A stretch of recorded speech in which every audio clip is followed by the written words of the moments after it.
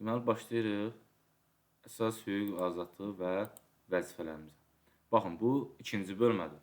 Konstitusiyamız 5 dənə bölmədən ibarət. Bu gün keçəcək həmin bu ikinci bölməni.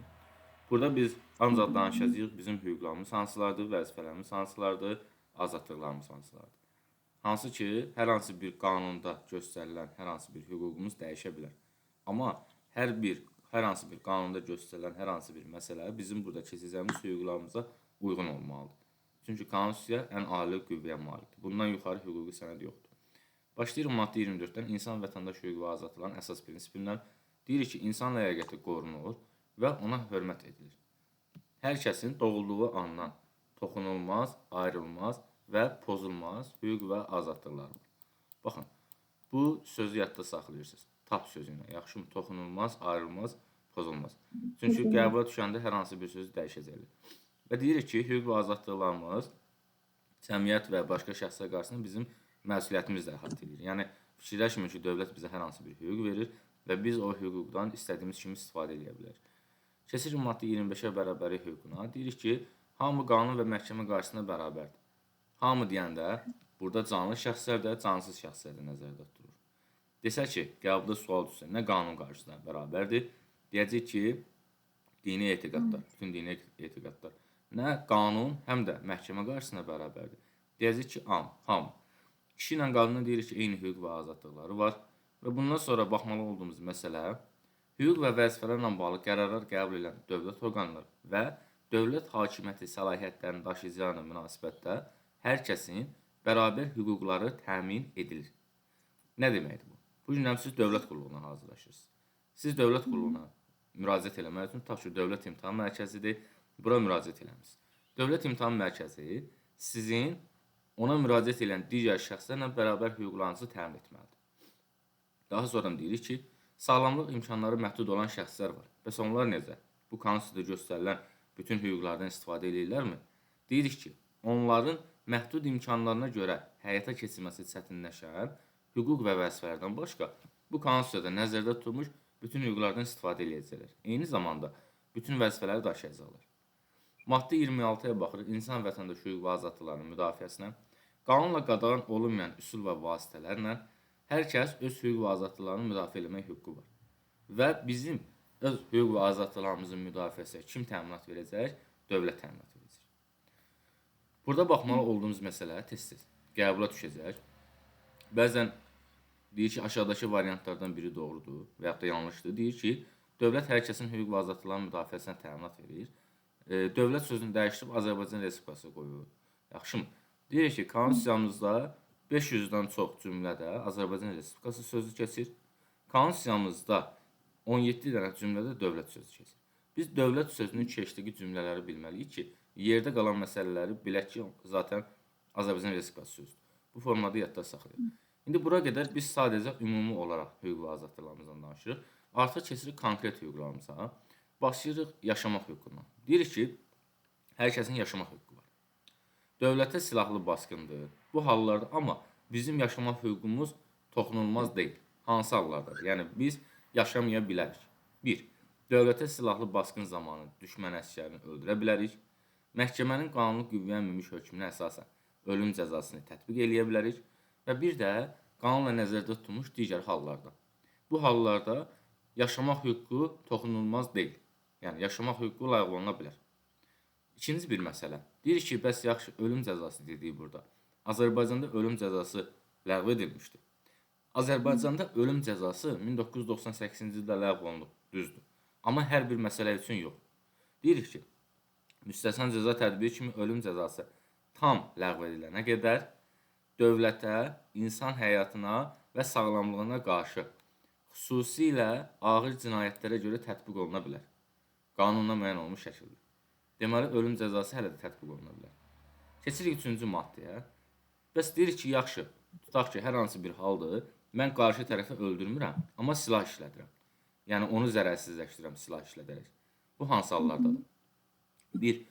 Zəruri müdafiə, son zərurət, cinayətkarın yaxalanması və tutulması, həbsdə olanın həbs yerindən qaçmasının qarşısının alınması, dövlətə qarşı qiyam və dövlət çevrilişinin qarşısının alınması zamanı biz silah işlədə bilərik. Eyni zamanda ölkəyə silahlı basqın edilməsi hallarında silah işlədə bilərik. İndi bu maddədə baxmalı olduğumuz əsas məsələ nədir? Bir dənə, iki dənə fərqimiz var. Birincisi deyirik ki, qeyd eləmişəm burada. Dövlətə silahlı basqın zamanı düşmən əsgərini öldürə bilərik. Yəni yaşamaq hüququmuz toxunulmaz deyil həmin anda. Toxunula bilər. Bir də ölkəyə silahlı basqın edilməsi zamanı var. Bu halda artıq biz silah işlədirik. Qarşı tərəfi zərərsizləşdiririk. Bu iki hala baxacağıq. Sonra keçirik digər məsələyə, azadlıq hüququmuza. Deyirik ki, hər kəsin yenə azadlıq hüququ var. Azadlıq hüququmuz 3 formada məhdudlaşdırılır. Tutulma, həbs alma və azadlıqdan məhrum etmə yolu ilə. Azadlıq hüququmuz ləğv edilmir, sadəcə məhdudlaşdırılır. Yadınızda saxlayın. İkinci bir məsələ. Yaxşı, Azərbaycan Respublikasında olan hər bir kəs sərbəst hərəkət edə bilərmi? Bəli. Özünə yaşayış yeri seçə bilər, öz ərazisindən kənara gedə bilər. Və deyirik ki, Azərbaycan Respublikası vətəndaşlarının hər zaman maneəsiz öz ölkəsinə qayıtmaq hüququ var. Burada da nəyə diqqət edirik? Bu məhdudlaşma məsələsini bilirik. Bəzən yox, qəbulda onsuz da 2 dənə sualınız var bu tip sual ki, maddənin adını verir və deyir ki, həmin aşağıdakı bəndlərdən hansı həmin maddədə keçmir. Məsələn, 4 dənə bənd verir. Məsələn, yazır azadlıq hüququ. Burada verəndə tələbə ən çox nəyə çaşır?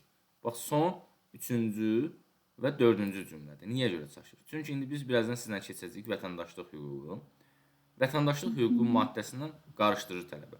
Fikirləşir ki, Azərbaycan Respublikası vətəndaşların hər zaman öz ölkəsinə maneəsiz qayıtmaq hüququ var cümləsində. Vətəndaş sözünü oxuyur. Fikirləşir ki, bu vətəndaşlıq maddəsində olar. Amma bu vətəndaşlıq maddəsində deyil. Bu azadlıq hüququndadır. Bu maddə ilə, bu cümlə ilə bizə demək istəyirlər ki, vətəndaşlar öz ölkəsinə qayıtmada azaddırlar. Yaxşımı? Və ikinci bir məsələyə keçirik. Qanuni sürətdə Azərbaycan Respublikasının ərazisində olan hər kəs sərbəst hərəkət edə bilər. Bu cümlə ilə nə demək istəyir bizə? Bu cümlə ilə də bizə demək istəyir ki, sən Azərbaycan Respublikasının ərazisində sənsə qanuni sürətdə azadsan. Yaxşımı? Yəni qanunla müəyyən olunmuş şəkildə. Deməli, bu 2 dənə cümləyə xüsusi diqqət edin ki, bu azadlıq hüququ maddəsində keçir. Sonra keçirik maddə 29-a mülkiyyət hüququna. Yenə deyirik ki, hər kəsin mülkiyyət hüququ var. Mülkiyyətin heç bir növünün üstünlüyü verilmir. Biz keçmişdik bunun 3 dənə növü. Yəni xüsusi, bələdiyyə, bir də dövlət mülkiyyəti. Baxın, bunların heç birinin üstünlüyü verilmir. Və mülkiyyət hüququdur, o cümlədən xüsusi mülkiyyət hüququdur. Nə ilə qorunacaq? Bu qanundan qorunacaq. Deyirik ki, sənin mülkiyyətin və yaxud da sənin əmlakın. Nədir mülkiyyət, nədir əmlak? Bunun arasındakı fərqə baxırıq. Deyirəm ki, ta ki, bu günlərim sənin hər hansı bir torpaq sahən var, maşının var, avtomobilin var. Bu sənin əmlakındır. Yaxşımı? Bu adlanır əmlak. Əmlak daşınan da ola bilər, daşınmaz da ola bilər. Misal üçün, evin var, bu daşınmaz əmlakdır. Amma sənin bugün avtomobilin var, çantan var, nə bilim, kompüterin var. Bunlar daşınan əmlakdır. Bu adlanır əmlak. Bir də var, bu əmlakın üzərində mülkiyyət hüququ. Bu mülkiyyətdir. Yaxşımı? Yəni, bu əmlakdan necə istifadə edəcəksən, nə cür istifadə edəcəksən, bu artıq mülkiyyət hüququdur. Deyirik ki, hər kəsin mülkiyyətində, yəni o hüquqda, daşınan və daşınmaz əmlak ola bilər. Mülkiyyət hüququ, mülkiyyətçinin tək başına və başqalarına birlikdə həmin o əmlaka sahib olmaq, əmlakdan istifadə etmək və onun barəsində sərəncam vermək hüququndan malikdir. Deməli, nədir mülkiyyət hüququ? Mülkiyyət hüququnun neçə növ oldu? 3 dənə növ oldu. Əmlaka sahib olmaq, əmlakdan istifadə etmək, onun barəsində sərəncam vermək. Daha sonra deyirik ki, heç kəs məhkəmənin qərarı olmadan mülkiyyətindən məhrum edilə bilməz. Yaxşımı?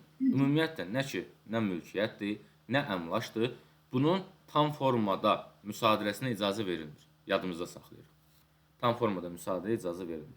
Sonra deyirik ki, dövlət ehtiyacları üçün mülkiyyətin özgənişləşdirilməsinə yalnız qabaqcadan onun dəyərinin ədalətli ödənmə şərtinə yol verilə bilər. Burada bizim mülkiyyət artıq bizim sərəncamımızdan çıxdı, oldu dövlətə. Və bu halda da bizə qabaqcadan onun ədalətli şəkildə məbləği nədirsə o verilməlidir. Sadəcə olaraq burada nəyə baxırıq? Dövlət ehtiyacı üçün mülkiyyətin özgənişləşdirilməsi və yaxud da mülkiyyətin satılması bu müsadirə deyil. Müsadirə hansı halda olur? Bu gündən tutaq ki, banka borcun var, ödəyə bilmirsən və yaxud da hər hansı bir məsələdən dolayı sənin mülkiyyətini məhdudlaşdırırlar, mülkiyyət hüququnu. Bu adlanır müsadirə. Amma dövlət ehtiyacı üçün mülkiyyətin özgənişləşdirilməsi müsadirə adlanmır. Xüsusi mülkiyyət deyir ki, sosial öhdəliklərə səbəb olur. Nə deməkdir? Sənin bu günlərim deyək ki, svetoforun yaşıl işığından keçə bilərsən, düzdürmü? Və yaxud da deyək ki, piyada şəkildə hərəkət edirsən, svetoforun hər hansı bir işığından belə də keçmənə ehtiyac yoxdur. Svetoforun yanına çıxıb gedə bilərsən. Sadəcə olaraq sənin bu günlərin avtomobilin varsa, sən artıq onu istədiyin yoldan sürə bilməyəcəksən. Bu xüsusi öhdəliklər yaradacaq sənin üçün, sosial öhdəliklər yaradacaq. Və yaxud da ki, bu günlərin küçə ilə gedirsən, heç bir mahnı falan qoşmursan, rahat bir şəkildə gedirsən. Amma sabah üçün bir avtomobilin var. Orada tutaq ki, mahnı qoşub həmin küçə ilə yüksək səslə keçə bilmərsən. Artıq avtomobil almağın, xüsusi mülkiyyətinin olmağı sənə əlavə sosial öhdəliklər gətirir. Buna görə deyir ki, xüsusi mülkiyyət sosial öhdəliklərə səbəb olacaq. Sosial ədalət, torpaqlardan səmərəli istifadə məqsədindən torpaq üzərində mülkiyyət hüququ qanunla məhdudlaşdırıla bilər və dövlət vərəsəlik hüququna təminat verəcək. Bu adlanır mülkiyyət hüququ. Mülkiyyət hüququnun maddəsini oxuyarkən maddə 13 var, mülkiyyət. Onu da oxuyun, yaxşımı? Mülkiyyət maddəsində nə keçir, mülkiyyət hüququ maddəsində nə keçir, ona baxacaqsınız. Əqli mülkiyyət hüququna baxırıq ki, bizim 3 dənə əqli mülkiyyət hüququmuz var. Müəlliflik hüququ, ixtirasçılıq hüququ, əqli mülkiyyət hüququnun başqa növləri.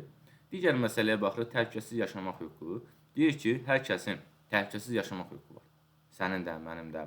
Qanunla nəzərdə tutulmuş hallar istisna olmaqla şəxsin həyatına, fiziki və mənəvi sağlamlığına, mülkiyyətinə və mənzilinə qəsd etmək, ona qarşı zor işlətmək qadağandır. Burada da nəyə baxırıq? Sabah gün qəbulda düşəcək. Deyəcək ki, aşağıdaşlardan biri tutaq ki, mənzil hüququnda keçir. Baxın, əgər cümlədə mənzilinə qəsd etmək sözü varsa, bu təhlükəsiz yaşamaq hüququnda keçən məsələdir. İndi oxuduqdan daha detallı şəkildə biləcəksiniz. Keçirik 32-yə, şəxsi toxunulmazlıq hüququna. Şəxsi toxunulmazlıq hüququ nə deməkdir? Baxın, bu günlərim mən Azərbaycan Respublikasının hər hansı bir vətəndaşıyam və yaxud da deyək ki, Azərbaycan Respublikasının vətəndaşıyam, xarici ölkənin bir vətəndaşıyam, əcnəbiyəm. Mənim şəxsi toxunulmazlıq hüququm var. Yəni, bu günlərim dövlət mənimlə bağlı olan istənilən bir halda mənim şəkillərimi çəkə bilməz kimsə, mənim danışıqlarıma qulaq asa bilməz və yaxud da ki, mənim şəxsi məlumatlarıma daxil ola bilməz, ailə işlərimə qarışa bilməz. Mənim şəxsi toxunulmazlığım var. Sadəcə olaraq qanunla nəzərdə tutulmuş hallar var ki, o hallarda biz deyirik ki, bizim şəxsi toxunulmazlıq hüququmuz məhdudlaşdırılır. Hansı hallar? İndi ona baxırıq. 2 dənə hal. Bir deyirik ki, sən əgər sənin barəndə cinayət istintaqı aparılırsa və bir də cinayətin qarşısını almaqdan ötürü sənin telefon danışıqlarındır, mesajlarındır, şəklindir, fotondur və s. bu kimi şeylər çəkilə bilər. Bu 2 dənə halda bu şeylər qadağan olunur. Və sonra keçirik son maddəyə. Fərdi məlumatların dairəsi, ha belə onların emalı, toplanması, ötürülməsi, istifadəsi və mühafizəsinin şərtləri nə ilə müəyyən olunacaq? Qanunla. Baxın, indi bura qədər bəzi cümlələrdə biz qanunla müəyyən olunur, konstitusiya ilə müəyyən olunur məsələlərini keçdik. Düzdür? Bunu fərqini izah eləmişəm sizə. Yox. Deyirik ki, əgər bir şeyin detalları konstitusiyamızda göstərilirsə, deyirik ki, həmin məsələ konstitusiyamızla müəyyən olunur. Yox, əgər həmin şeyin detalları konstitusiyamızda müəyyən olunmayıbsa, konstitusiyamızda yoxdursa, həmin şey qanunla müəyyən olunur. İndi misal üçün baxırıq ki, fərdi məlumatların dairəsindən söhbət gedir. Deyir ki, fərdi məlumatların toplanması, ötürülməsi, istifadəsi. Bunları biz hələ konstitusiyamızda oxumamışıq, nə də oxumayacağıq. Deməli, bu nə ilə müəyyən olunacaq? Qanun. Müəyyən olunmaq nə deməkdir? Deyək ki, misal üçün deyir ki, əmək haqqının minimum məbləği qanunla müəyyən olunur. Yəni, o konstitusiyada yazılmayıb. Minimum məbləğ nə qədər olmalıdır? O qanunda yazılır. Bu deməkdir. Yaxşımı? Və yaxud da deyirik ki, dövlət rəmzlərimiz konstitusiya ilə müəyyən olunur. Hə, dövlət rəmzlərimizi konstitusiyada oxumuş. Amma istifadə qaydaları qanunla. Çünki konstitusiyada oxumuruq ki, o necə istifadə olunur. Keçirik maddə 33-ə, mənzil toxunulmazlıq hüququna. Yenə deyirik, hər kəsin mənzil toxunulmazlıq hüququ var.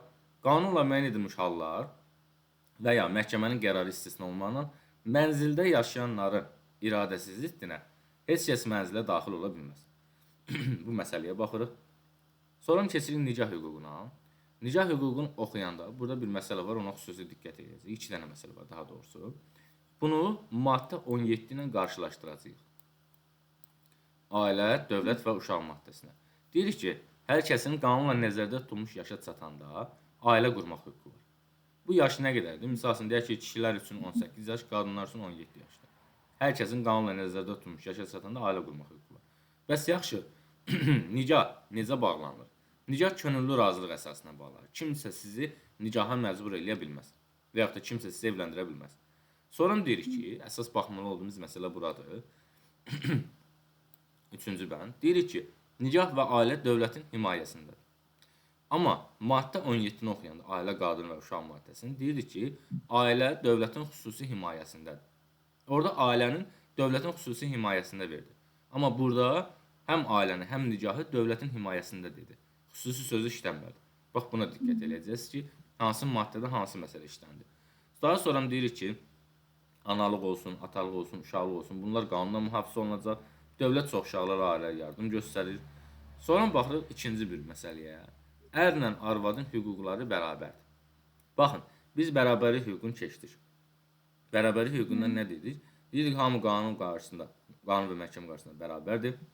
Daha sonra dedik ki, kişi ilə qadının eyni hüquq və azadlıqları var.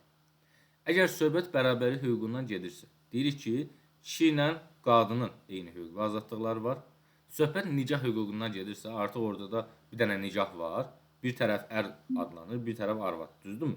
Deyirik ki, bu halda ərlə arvadın hüquqları qorunacaq və deyirik ki, ərlə arvadın hüquqları bərabər olacaq.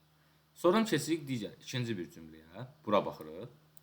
Deyirəm ki, uşaqlara qayğı göstərmək, onları tərbiyə etmək valideynlərin həm hüququ, həm də borcudur. Amma maddə 17-də nə deyirik? Biz deyirik, uşaqlara qayğı göstərmək, onları tərbiyə etmək valideynlərin borcudur. Dövlət bu borcun yerinə yetirməsinə nəzarət edir. Düzdür? Orada hüquqdan danışmadıq. Amma burada hüquq da var. Buna diqqət eləyəcəksiniz. Və bir də biz 18 yaşımıza çatanda valideynlərimizi saxlamağa məcbur olmuq. Xeyr. Biz 18 yaşına çatanda əmək qabiliyyəti olmayan valideynlərimizi saxlamağa məcbur. Buna diqqət eləyəcəyik. Sonra keçirik maddə 35-ə, əmək hüququna. Deyirik ki, əmək fərdi və ictimai rifahın əsasıdır. Hamının hüququ var ki, özünə sərbəst şəkildə peşə növü, fəaliyyət və s. seçsin. Heç kəs zorla işlədilmir və əmək müqaviləsi necə bağlanır? Sərbəst bağlanır. Burada dayanırıq, sərbəst sözünü işarə edirəm. Niyə? Qadirəm əvvəlki maddəyə. Baxın, nicah könüllü razılıq əsasında bağlanır. Gördünüzmü? Nicah. Amma əmək müqaviləsi necə bağlandı? Sərbəst bağlandı. İkincisi, heç kəs əmək müqaviləsi bağlamağa məcbur edilə bilməz. Biz heç vaxt, belə deyək də, məcburi şəkildə işlədilə bilmərik. Amma 3 dənə hal var ki, həmin halda biz məcburi şəkildə işlədilə bilərik. Hansı hallar? Bir deyirik ki, məhkəmənin qərarı əsasında şərtləri və müddətləri qanunla nəzərdə tutulan məcburi əməyə cəlb etmək. Deyək ki, bir dənə qadındır, deyək ki, xəstə bir qadındır. Bu xəstə, belə deyək də, mağazadan oğurluq edir. Biz bu qadına 2 dənə cəza verə bilərik. Ya bunu həbsxanaya göndərməliyik, amma baxırıq ki, yaşlı qadın da bunu göndərə bilmirik. İkinci bir məsələ, buna hər hansı formada cəza verməliyik axı. Yoxsa hamı elə gedib o yaşında mağazadan oğurluq edir. Biz bu şəxsə belə bir cəza tətbiq edirik ki, gün ərzində 4 saat hər hansı ictimai yerlərdə tutaq ki, təmizlik işlərinə məşğul olsun və buna görə həmin şəxsə hər hansı ödəniş verilməsin. Bu adlanır məhkəmənin qərarı əsasında işləmə. Sonra keçirik hərbi xidmət zamanı. Əskərlik zamanı bizdən yuxarı olan komandirlərin bizə verdiyi əmrlər var ki, həmin əmrləri qeyd-şərtsiz yerinə yetirməliyik. Bu da işlətmə sayılır. Və bir də deyirik, fövqəladə vəziyyət və hərbi vəziyyət zamanı vətəndaşlara tələb olunan işləri gördürmək. Yəni, bu hallarda da biz məcburi şəkildə işlədirik. Sonra deyirik ki, dövlət işsizliyin aradan qaldırılması üçün bütün imkanlardan istifadə edəcək. Buna baxacaqsınız. Keçirik 36-ya tətil hüququna. Baxın, burada tətil deyəndə qanunvericilikdə tətil sözü bizim bildiyimiz istirahət mənasına gəlmir. Çox adam bunu belə başa düşür.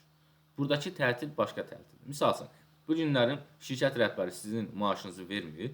Siz də deyirsiniz ki, mən sabahdan işə gəlmirəm. Yaxşımı? Tətil edirsiniz, işi buraxırsınız. Bu adlanır tətil hüququ. İndi deyirik ki, hər kəsin istər tək başına olsun, istər başına bir 3 nəfər, 5 nəfər yığıb tətil etmək hüququ var. Həmin işdən ayrılmaq hüququ var. Yaxşı, bəs kimlərin tətil etmək hüququ məhdudlaşdırıla bilər? Demirik, ləğv oluna bilər. Sadəcə məhdudlaşdırıla bilər. Deyirik ki, əmək müqaviləsi əsasında işləyənlərin tətil etmək hüququ yalnız qanunla nəzərdə tutulmuş hallarda məhdudlaşdırıla bilər. Deməli, məhdudlaşdıranlar kimlər oldu? Əmək müqaviləsi əsasında işləyənlər.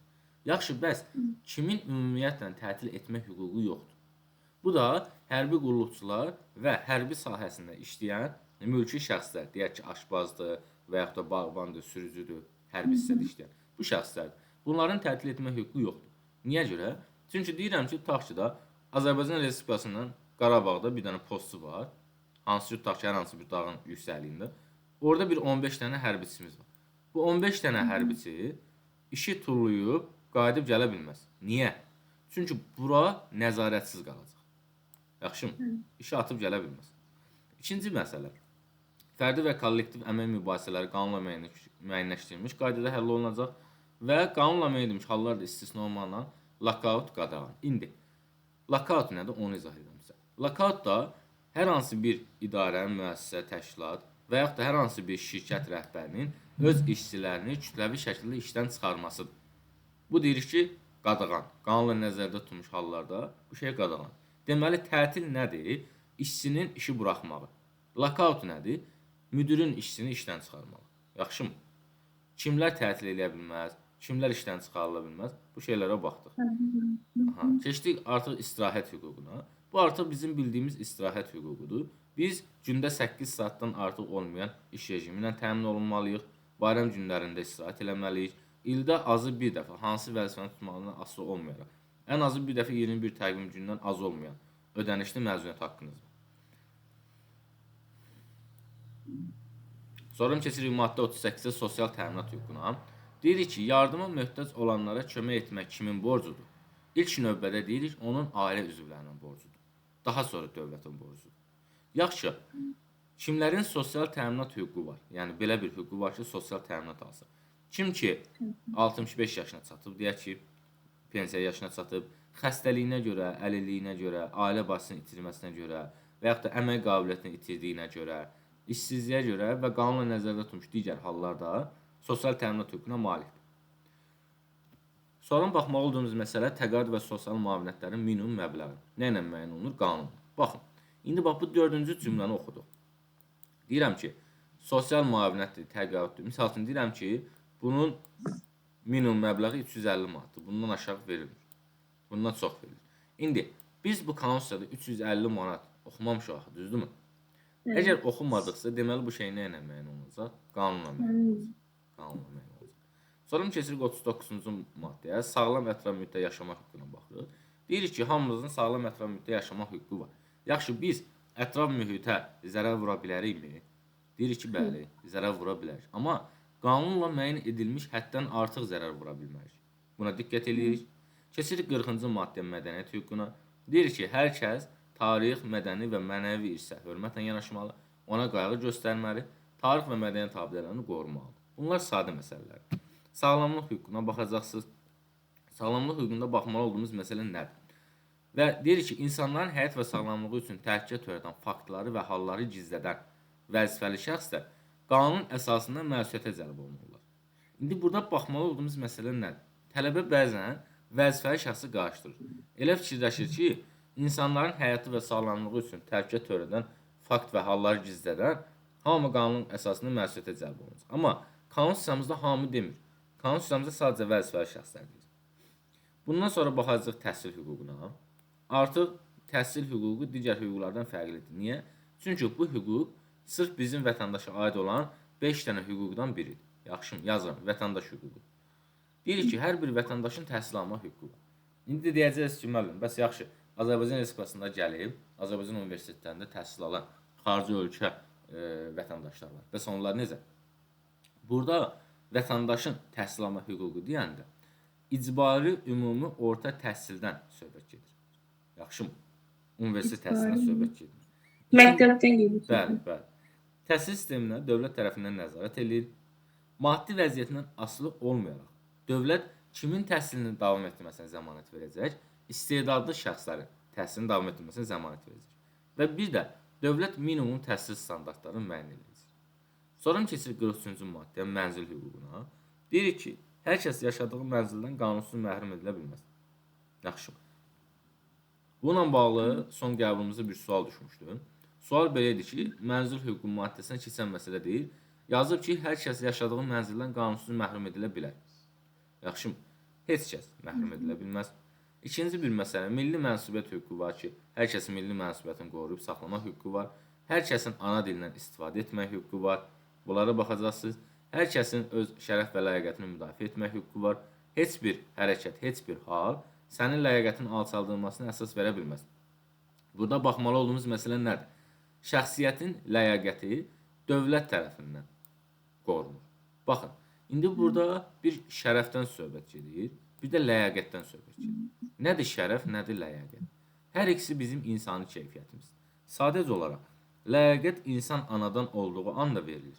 Şərəf isə insan sonradan qazandığı hallardır. Bu günləri sənə bir, belə deyək də, xasiyyətinə görə, davranışlarına görə cəmiyyət tərəfindən verilən dəyər, bu adlanır şərəf. Amma anadan gəlmə sənə verilən dəyər adlanacaq ləyaqət. Bu adlanır ləyaqət. Daha sonra deyirik ki, heç bir hal həmin sənin ləyaqətin alçaldılmasına əsas verə bilməz. Dövlət sənin ləyaqətini qoruyur. Burada baxmalı olduğumuz məsələ nədir? Dövlət belə bizim şərəfimizə qaranti vermir. Niyə? Çünki bu bizim öz əlimizdədir.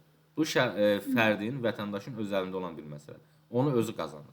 Amma söhbət ləyaqətdən gedirsə, deyirik ki, dövlət tərəfindən qorunacaq və kimsə sənin ləyaqətini alçalda bilməz.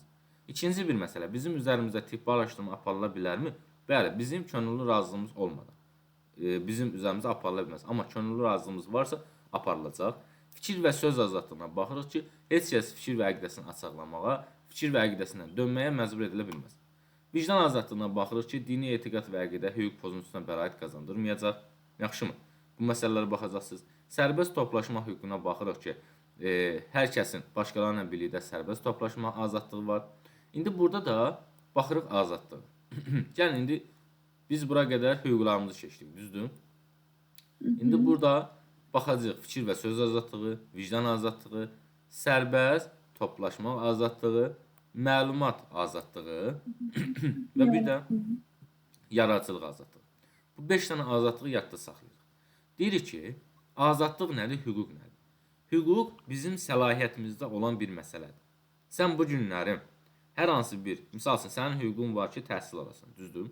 Sən təhsil almaq hüququndan istifadə eləyərsə, eləsən.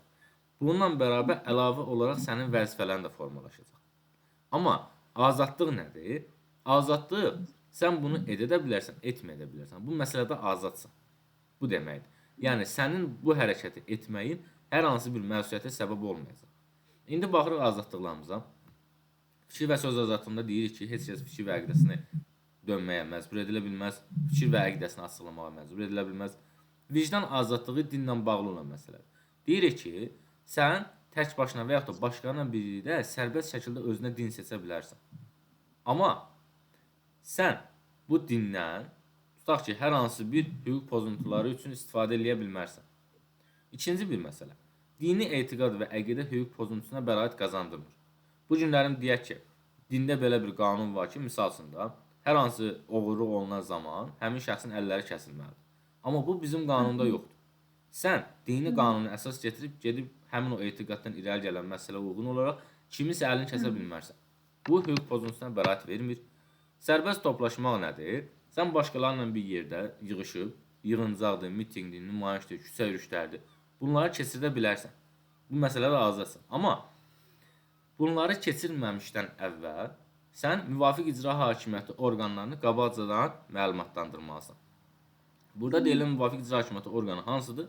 Yerli icra hakimiyyəti orqanları. Yaşadığınız rayonun, şəhərin yerli icra hakimiyyəti orqanları. Onlara qabaqcadan məlumat verməlisiniz ki, biz mitinq eləmək istəyirik. Hansı ərazidə eləyək? Sonra keçirik məlumat azadlığına. Deyirik ki, hər kəsin istədiyi məlumatı qanuni yolla axtarmaq, əldə etmək, ötürmək, hazırlamaq və yaymaq azadlığı var.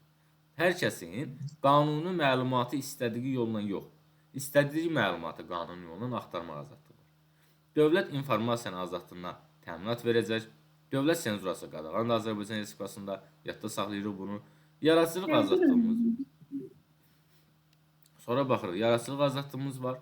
Və keçirik artıq vətəndaşlıq hüququna. Bax, bu iki maddəyə xüsusi diqqət edirsiniz, yoldaşlar. Nədir burada bu maddələrdə? Baxırıq. Ən birinci baxırıq 52-ci maddəyə. Deyirəm ki, Azərbaycan dövlətinə mənsub olan onunla siyasi və hüquqi bağlılığı olan, ha belə qarşılıqlı hüquq və vəzifələri olan şəxs Azərbaycan Respublikasının vətəndaşıdır. Bu bir.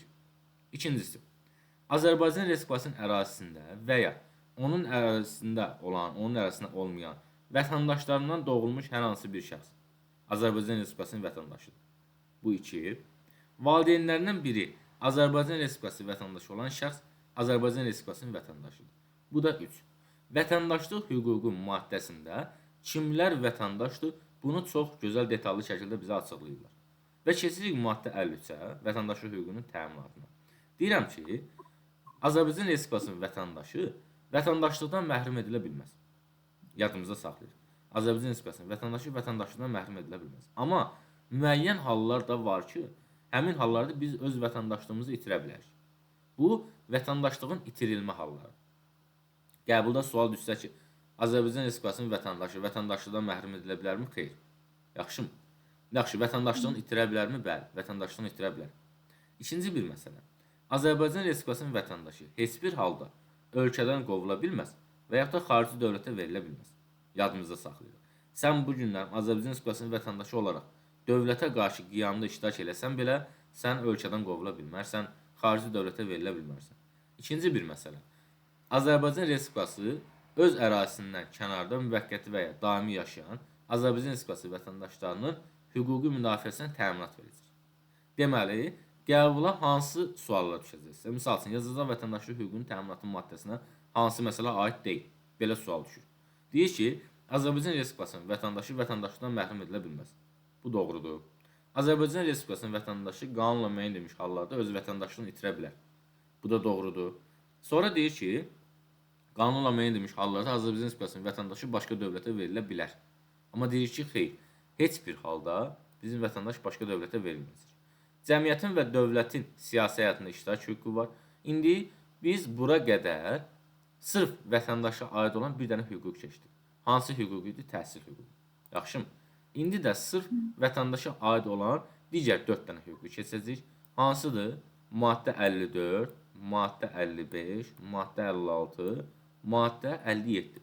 Bax, bu 4 dənə hüquq sırf vətəndaşa aid olan hüquq. Baxırıq.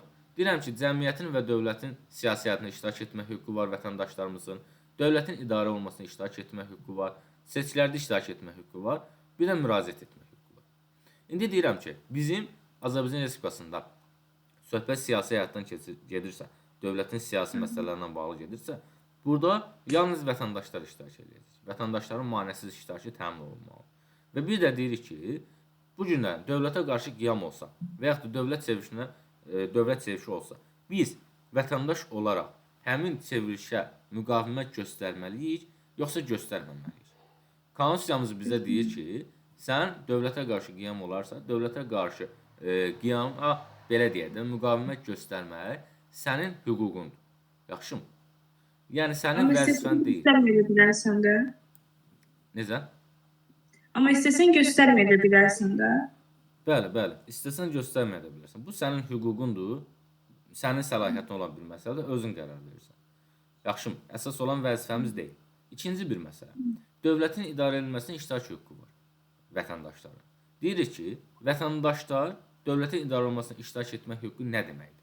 Bu günləri mən tutaq ki, rayon cəmaatı olaraq öz deputatımızı seçmişik və öz deputatımızı Milli Məclisdə bizim rayonu təmsil edir. Bu nədir?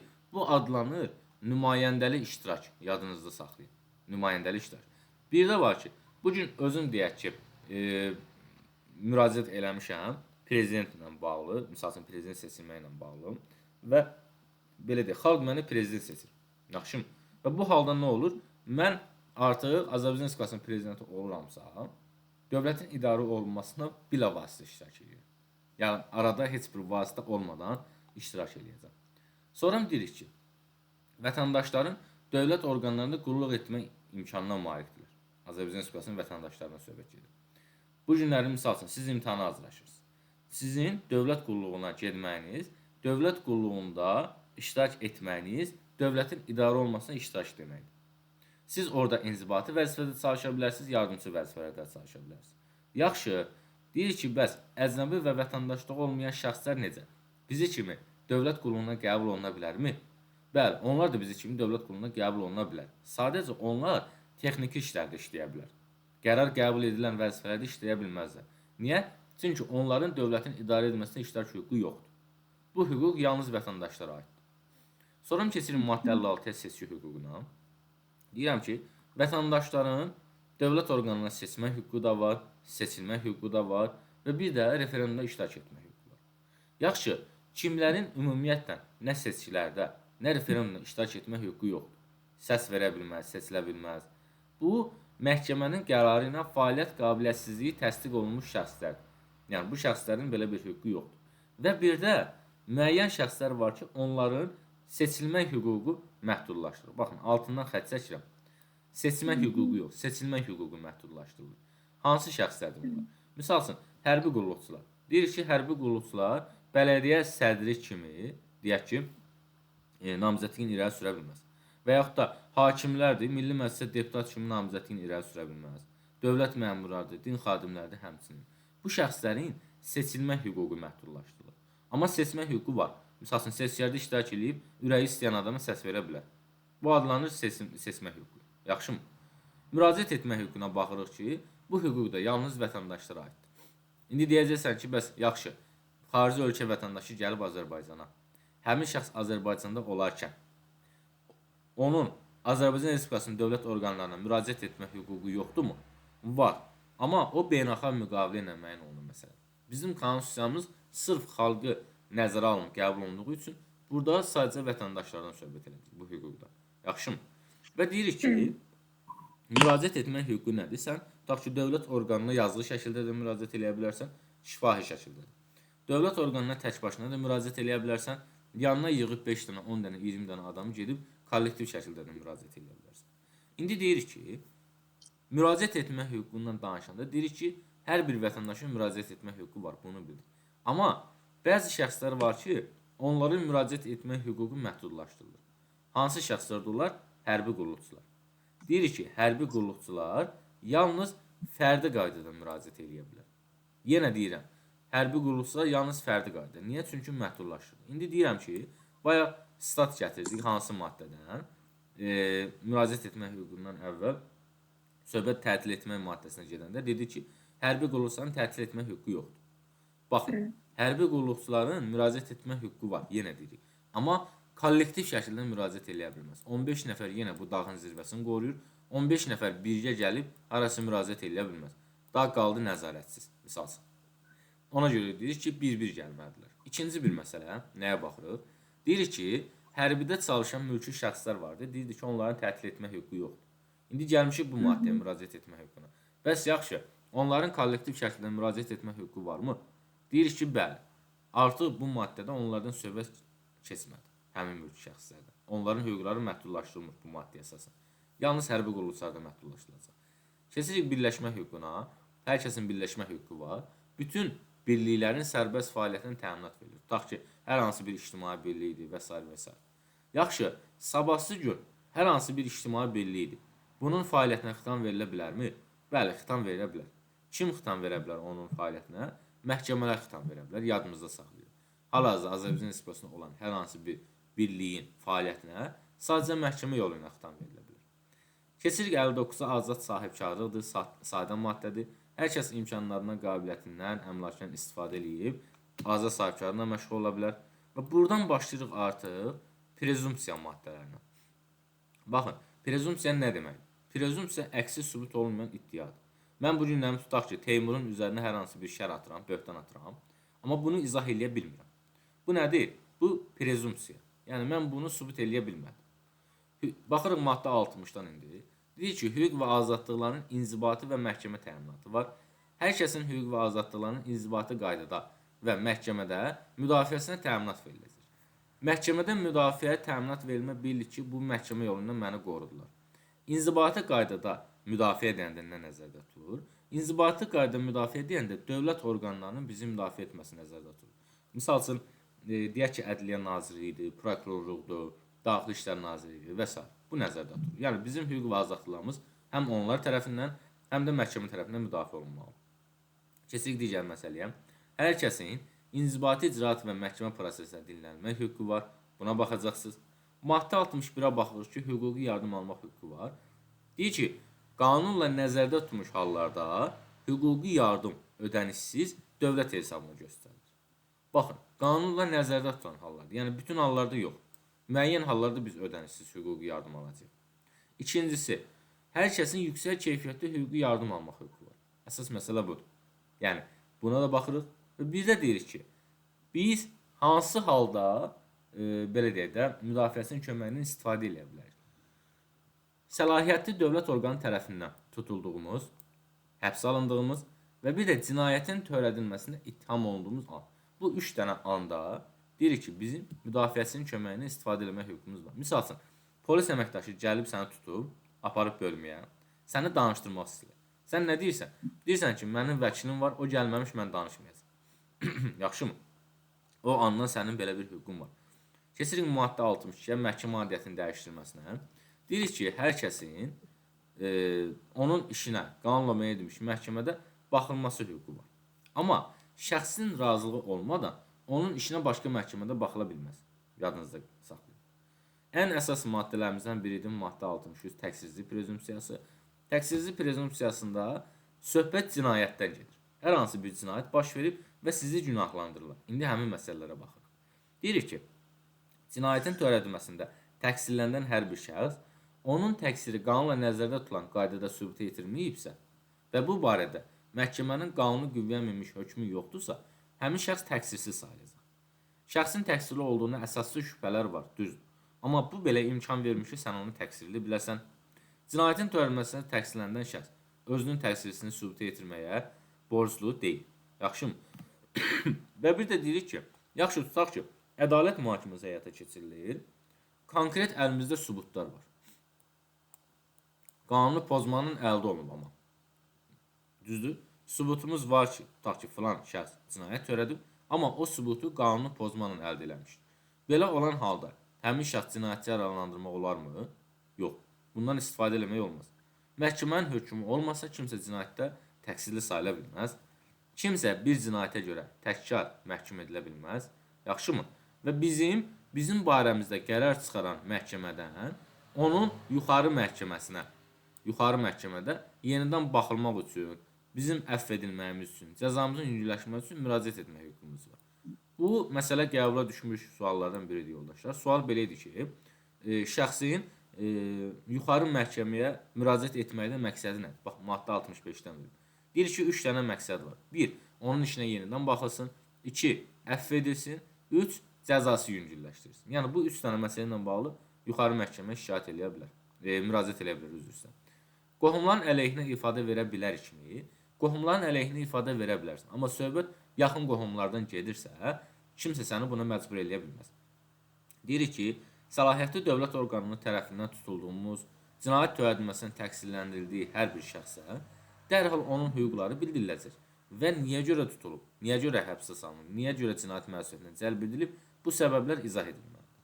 Bir də prosesin ən sonunda məhkəmədə deyək ki, cinayət törədilməsinə təqsirlənən hər bir şəxs məhkum edilməzdən əvvəl dinlənilməlidir. Yaxşımı?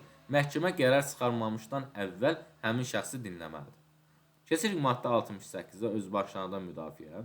Deyirik ki, dövlət orqanları var, düzdür. Dövlətin məqsəd və funksiyalarını yerinə yetirirlər. Amma dövlətin ən ali məqsədi nə idi? Keçmişdik konstitusiyamızda. Vətəndaşların layiqli həyat səviyyəsini təmin etmək. Düzdür? Deyirik ki, dövlət orqanları daha doğrusu, dövlətdən aldığı əmrləri yerinə yetirərkən bu prinsipə əmr edilməlidir.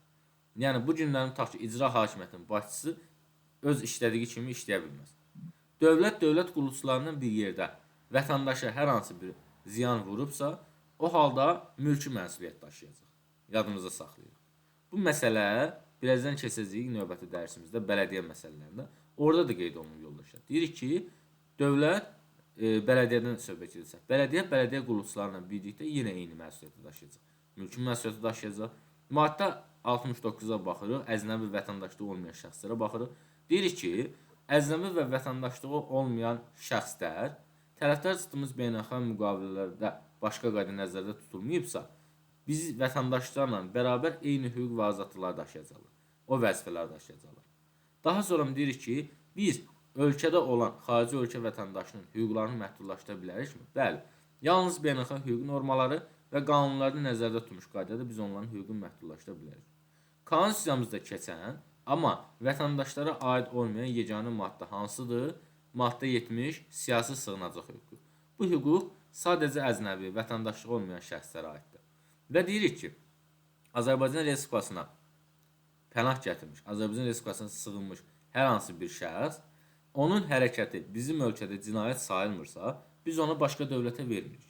Amma onun hərəkəti bizim ölkədə də cinayət sayılırsa, biz onu başqasına verə bilərik, başqa dövlətə verə bilərik. Bir də siyasi əqidəsinə görə bizə pənah gətirən şəxsi başqa dövlətə verə bilmərik. Maddə 71-ə baxırıq ki, hüquq və azadlıqlarımız məhdudlaşdırıla bilərmi? Bəli, hüquq və azadlıqlarımız məhdudlaşdırıla bilər. Misal üçün, korona vaxtı biz Azərbaycan Respublikasının azadlıq maddəsindən nə keçirik? Deyirik ki, sərbəst şəkildə hərəkət eləyə bilərik, düzdür? Amma korona vaxtı bizim o hüququmuz məhdudlaşırdı. Bizə dedilər ki, gün ərzində 3 saatdan çox çöldə gəzmək olmaz. Düzdürmü? Bizim hüququmuz məhdudlaşdırılır. İndi deyirik ki, hüquq və azadlıqlarımızın məhdudlaşdırılması dövlət tərəfindən gözlənilən nəticəyə mütənasib olmalıdır. Niyə? Nə deməkdir bu? Yəni, o halda bizim hüquq və azadlığımız niyə məhdudlaşdırılır? Ona görə məhdudlaşdırılır ki, həmin bu yoluxucu xəstəliyin yoluxma miqdarı düşsün aşağı. Amma aşağı düşməsəydi, o məhdudlaşdırma aradan qaldırılacaq. Sonra keçirik ki, Azərbaycan Respublikası ərazisində insan vətəndaş hüquq və azadlıqları birbaşa qüvvədədir. Konstitusiyamızdan bağlı danışanda nə deyirik? Deyirik, Azərbaycan Respublikasının konstitusiyası birbaşa hüquqi qüvvəyə malikdir. Düzdürmü? Nə deməkdir? Bizim konstitusiyamızla insan vətəndaş hüquq və azadlıqları arasında hər hansı bir ziddiyyət yarananda nə götürüləcək? İnsan və vətəndaş hüquq və azadlıqları. Çünki ən əsas olan budur. Birbaşa qüvvəyə malik olan budur. Amma birbaşa hüquqi qüvvəyə malik o deməkdir ki, konstitusiya hüquq sahəsində, hüquqi sənədlər arasında ən yüksək qüvvəyə malikdir. O deməkdir. Sonra keçirik ki, yoldaşlar. Tutaq ki, bu günləri hər hansı yeni bir qanun qəbul olunub. Yeni qanun qəbul olunubsa, həmin yeni qanun sənin vətəndaşlıq hüququnu yaxşılaşdırırsa, həmin qanunun geriyə qüvvəsi var. Amma yaxşılaşdırmırsa, yoxdur. Mən bu günlərim deyirəm ki, misal üçün, Şəbnəm xanım 50 manat cərmələnib, piyada keçidini səhvən keçib. Üstündən 2 ay keçib, həmin cərimə miqdarı qanunla qaldırılıb, yəni yeni qanun qəbul olunub ki, piyada keçidindən keçmək 150 manatdır. Bu halda Şəbnəm xanım hansı cəriməni ödəyəcək? Deyirik ki, əgər yeni qəbul olunan qərar əvvəlkinə nisbətən daha yaxşıdırsa, yeni. Yox, yaxşı deyilsə əvvəlki, deməli 50 manat ödəyəcək. Və yaxud da bu günlərim 50 manat cərmələnib, sabah gün deyirik ki, qanunla müəyyən olunur ki, piyada keçmək deyək ki, 35 manatdır cəriməsi. Bu halda Şəbnəm xanım hansını ödəyəcək? Artıq 35 manat. Yadınızda saxlayın. Çünki vətəndaş üçün ən münasib olan hansıdırsa onu ödəyəcək. Və artıq keçirik vəzifələrimizə. Bununla da bitiririk, yoldaşlar. Deyirik ki, vətəndaşlıq vəzifələrinin əsaslarına baxırıq. Deyirik, hər kəsin üzərinə vəzifələr yalnız bu konstitusiya ilə və ya qanunla qoyula bilər. Qanunu bilməmək məsuliyyətdən azad eləmir. Yəni, əlimizdə bəhanə eləməyək ki, mən bu qanunu bilmirəm. Keçirik. Ən əsas məsələlərdən birinə baxırıq. Yenə maddə 73-ə. Konstitusiyamızda hər bir kəs sözünün işləndiyi yeganə yer buradır, yoldaşlar. Deyirik ki, qanunla müəyyən edilmiş vergi və başqa dövlət ödənişlərini tam həcmdə və vaxtında ödəmək hər bir kəsin borcudur. Buna baxacaqsınız. Vətənə sədaqətə baxırıq. Vətənə sədaqət, yoldaşlar, müqəddəsdir. Deyirik ki, bu günlərin hakimiyyətin 3 dənə qolu var. Qanunverici, icra, bir də məhkəmə. Biz vətənə xidmət eləmək üçün bu 3 dənə qoldan hər hansı birində xidmət eləməliyik. Deyirik ki, qanunverici, icra və məhkəmə hakimiyyəti orqanlarında işləyən hər hansı bir şəxs and içəcək. Necə and içəcək? Nə üçün and içəcək? And içəcək ki, mən vətənə sadiq olacam. Bu nə adlanır? Bu adlanır vətənə sədaqət andı. Misal üçün, prezident seçiləndə and içir, dövlət qulluqçu dövlət qulluğuna qəbul olunanda and içir. Yaxşımı? Bunlar hamısı adlanır vətənə sədaqət. Sonra deyirik ki, bu andı tapdalayıb və yaxud da dövlət çevrilişində iştirak edib, dövlət qiyamında iştirak eləmiş hər hansı bir şəxs məhkum olunubsa, həmin vəzifədən getmiş sayılır və bir daha həmin vəzifəni tuta bilməz. Yadımızda saxlayın. Sonra keçirik dövlət rəmzlərinə hörmət, bir də vətənin müdafiə. Bu 2 dənə məsələ, bu 2 dənə maddə sırf vətəndaşa aid olan vəzifələrimizdir. Yadınızda saxlayın. Hər birinin altına xətt çəkin. Baxın. Deyirəm ki, dövlət rəmzlərinə hörmət sırf vətəndaşa aid. Hər bir vətəndaş dövlət rəmzlərinə hörmət edir. İndi sual yarana bilər. Yaxşı, bəs xarici ölkə vətəndaşı bizim dövlət rəmzlərinə hörmət etməməlidir? Etməlidir. Amma o burada göstərilmir. O maddə 69-da göstərilir. Orada qeyd olunur ki, həmin xarici ölkə vətəndaşı, əcnəbi olan şəxslər, vətəndaşlığı olmayan şəxslər qanunda başqa qayda nəzərdə tutulmayıbsa, bizimlə yanaşı eyni hüquq və vəzifələr də daşıyırlar. Deməli, onlar da bizimlə yanaşı dövlət rəmzlərinə hörmət etməlidir. Amma o məsələ burada keçmir. O Həmin beynəlxalq müqavilə ilə şey oldu. Bəli. Qərar. Həmin 69-cu maddədə qeyd olunsa. Və bir də keçirik vətənin müdafiəyə. Deyirəm ki, vətənin müdafiə hər bir vətəndaşın borcudur. Bu da sırf vətəndaşa aid olan vəzifədir. Qanunla müəyyən edilmiş qaydada vətəndaşlar hərbi xidmət keçirir. Amma bəzi vətəndaşlar var ki, onun əqidəsi həmin xidmət keçməyə zidd. O deyir ki, misal üçün mən kimdənsə əmr ala bilmərəm. Vətəndaşın öz prinsipi var. Belə olan halda deyirik ki, həqiqi hərbi xidmət alternativ xidmətlə əvəz oluna bilərmi? Bəli, əvəz oluna bilər. Yadımızda saxlayırıq.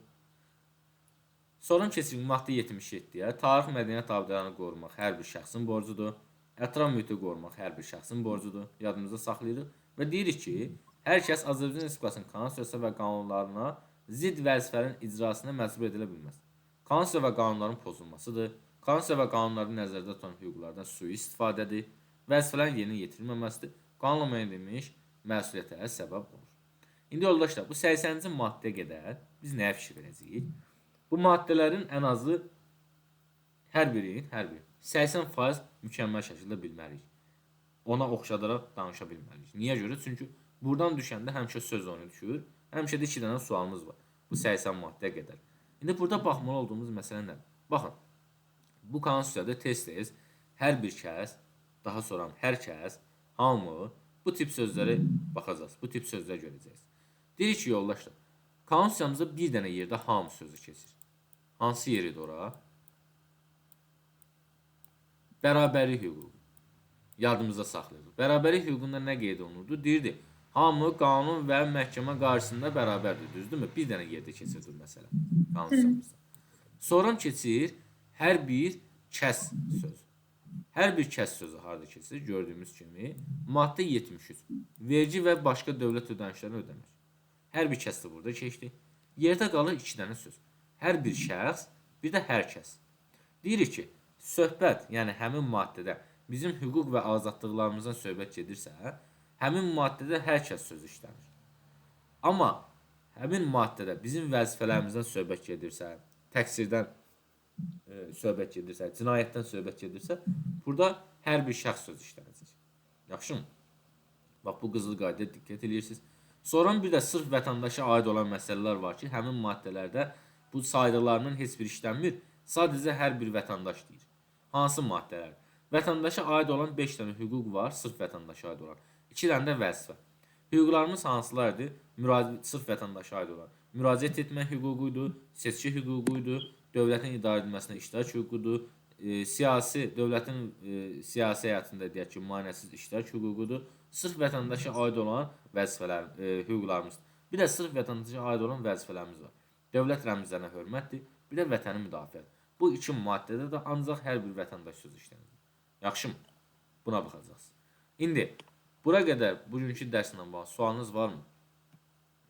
Mənim o söz oyunlarının konspekti var sizdə. Onun konspektini göstərirəm indi sizə. Bəli, dünən hazırlamışım, onu da atacağım bir dəqiqə. Yeni bir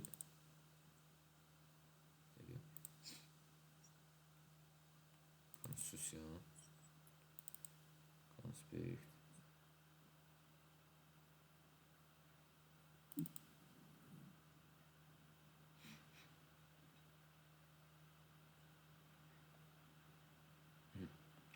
Baxın, bu konspektində var, digər konspektində var. Amma bu konspekt sırf 80-ci maddə qədər olan konspektdir. Burada nəyə baxacaqsınız? Konstitusiyamız hansı maddələrdən ibarətdir, hansı bölmələrdən ibarətdir? Buna baxacaqsınız.